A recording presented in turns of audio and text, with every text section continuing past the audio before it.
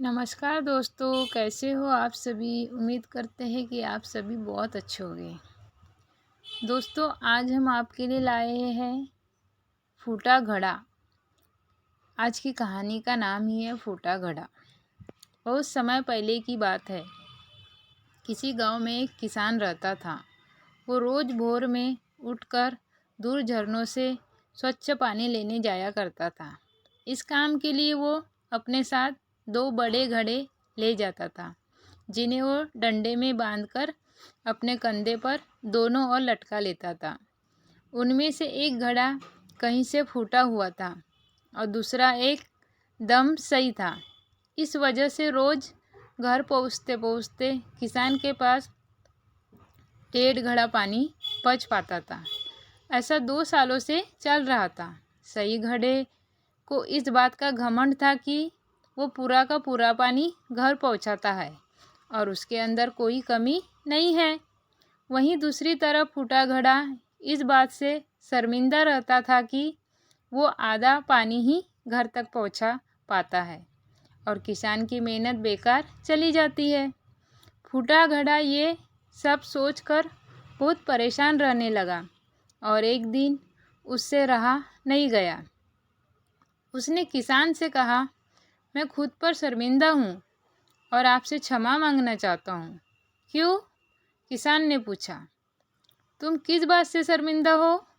शायद आप नहीं जानते, पर मैं एक जगह से फूटा हुआ हूँ और पिछले 2 सालों से मुझे जितना पानी घर पहुँचाना चाहिए था, बस उसका आधा ही पहुँचा पाया हूँ।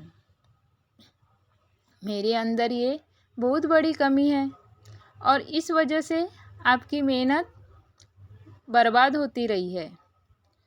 फूटे घड़े ने दुखी होते हुए कहा। किसान को घड़े की बात सुनकर थोड़ा दुख हुआ और वो बोला, कोई बात नहीं, मैं चाहता हूँ कि आज लौटते वक्त तुम रास्ते में पड़ने वाले सुंदर फूलों को देखो। घड़े ने वैसे ही किया। वो रास्ते भर सुंदर फूलों को देखता आया। ऐसा करने से उसकी उदासी कुछ दूर हुई, पर वो घर पहुँचते पहुँचते फिर उसके अंदर से आधा पानी गिर चुका था। वो मायूस हो गया और किसान से क्षमा मांगने लगा। किसान बोला, शायद तुमने ध्यान नहीं दिया। पूरे रास्ते में जितने भी फूल थे वो बस तुम्हारी तरफ ही थे। सही घड़े की तरफ एक भी फूल नहीं था। ऐसा इसलिए क्योंकि मैं हमेशा से तुम्हारे अंदर की कमी को जानता था और मैंने उसका लाभ उठाया।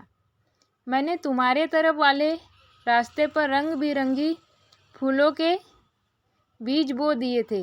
तुम रोज़ थोड़ा थोड़ा करके उन्हें सींचते रहे और पूरे रास्ते को इतना खूबसूरत बना दिया।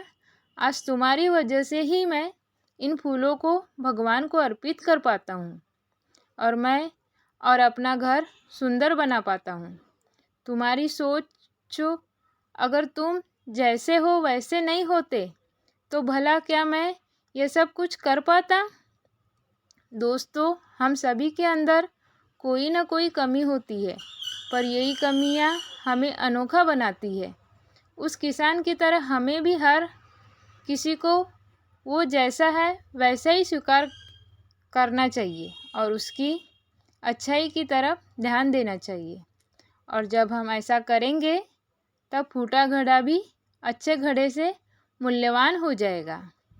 दोस्तों, कहानी पसंद आई हो तो हमें कमेंट करके बताइए और चैनल को सब्सक्राइब करें। धन्यवाद दोस्तों। ऐसी ही अच्छी अच्छी कहानी सुनने के लिए प्लीज़ हमारे चैनल को सब्सक्राइब कर दीजिए।